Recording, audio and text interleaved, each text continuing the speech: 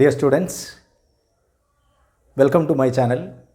In continuation with the previous video, for the computation of salary income, valuation of perquisite, while considering the value of car in connection with the computation of perquisites, there are two situations.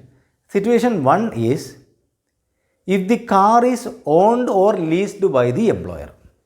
Second is suppose the car is owned by the employee. Normally, if the employee owns a car and use for his personal purpose as well as official purpose, there will not be any perquisite. But there the matter of perquisites comes if that car is maintained by the employer. That we will discuss in detail. Similarly, here the car is owned or leased by the employer. This is the first situation. In this situation, if the car is used exclusively for the official purpose, then there is no perquisite. Since the car is used only for official purpose, no perquisite. But if the car is used only for the personal purpose, the perquisite comes. Then if the car is taken on lease and used for personal purpose only, what will be the condition? Car is partially used for personal purpose and partially for official purpose. And suppose an employee using more than one car. So let us discuss each situation. If the car is used for discharging the official duty and the car is owned by the employer or leased by the employer, if it is only for official duty, the perquisite taxable is nil. But if the car is owned by the employer and used for the personal purpose alone, personal purpose only, then the expenses incurred by the employer along with maintenance plus if chauffeur is provided plus 10% of the cost of the car as depreciation minus if any amount charged from employee, that is equal to taxable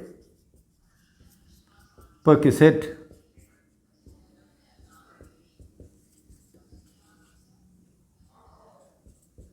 Taxable perquisite.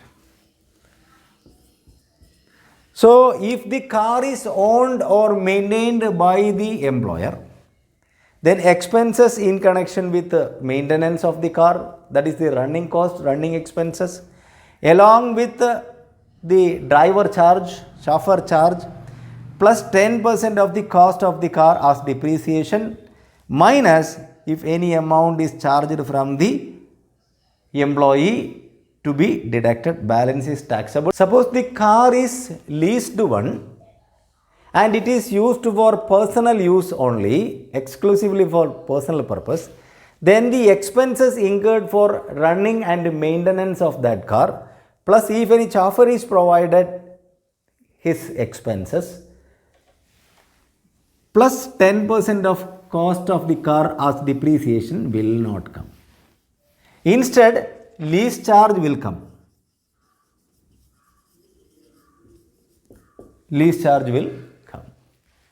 Minus if any amount charged from the employee, that to be deducted. Balance is taxable perquisite. Here the expenses in connection with the running and the maintenance, which includes this lease charge, plus the driver expenses, minus if any amount is charged, is equal to taxable perquisite. The fourth situation is the car is either owned by the employer or leased by the employer, but it is used by the employee for personal as well as official purpose. then the taxable amount of perquisite is, if the car is a small car, that is the car's engine capacity is less than 1.6 liter cubic capacity, then 1800 plus 900 driver charge if chauffeur is provided. If it is a large car, which is the car is having more than 1.6 liter cubic capacity, then 2400 per month plus if chauffeur is provided 900 per month. If it is a big car, then 2400 plus 900 will be the taxable perquisite. If it is a small car, then 1800 plus 900 for chauffeur if provided will be the perquisite. Suppose the car is owned by the employer or leased by the employer and used by the employee for his personal purpose as well as official purpose.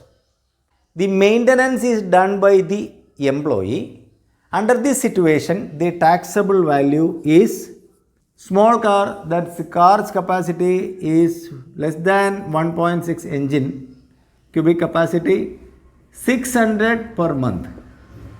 If it is a large car, that is capacity is more than 1.6 liter cubic capacity, 900 per month. Plus, if any chauffeur is provided, 900 per month will be the taxable perquisite. So, under this case, the car is owned or leased by the employer and the expense is met by the employee.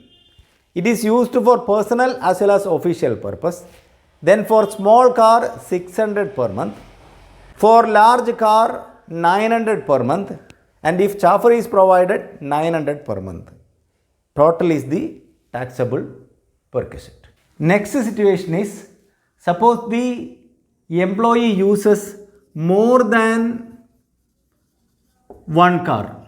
So for the first car or the one car will be assessed. If it is a small one, 1800, and if it is large one, then 2400. If chauffeur is provided, then 900 per month. This is for the first car.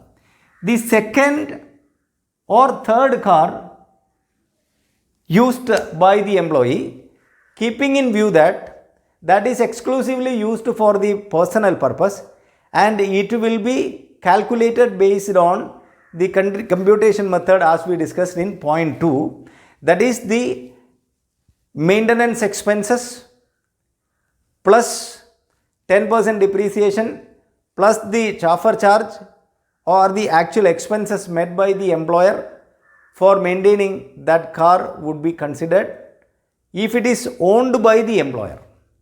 If it is leased by the employer, the amount of running expenses along with the remuneration to chauffeur minus the amount charged from the employee if it is charged. And finally, if the car is owned by the employee and used for official as well as personal purpose, and if the expenses is met by the employer, then if it is a small car, then the expenses met by the employer minus 1800 plus 900 for chauffeur is equal to the value of perquisite if it is a small car used by the employee for official as well as personal purpose and which is owned by him. And if it is a large car, expenses minus 2400 plus the driver charge 900 can be deducted and the balance will be the taxable perquisite under this case. If any other motor facility is provided to the employee by the employer other than a car, then if that is used only for official purpose, then the perquisite will be nil. And if it is partially used for official as well as personal, then the expenses incurred to the employer minus 900 is equal to the value of perquisite in that context. So these are the things which is associated with the valuation of car for computation of perquisite. Hope this video is useful. If it is, please subscribe it and share it. Thank you very much.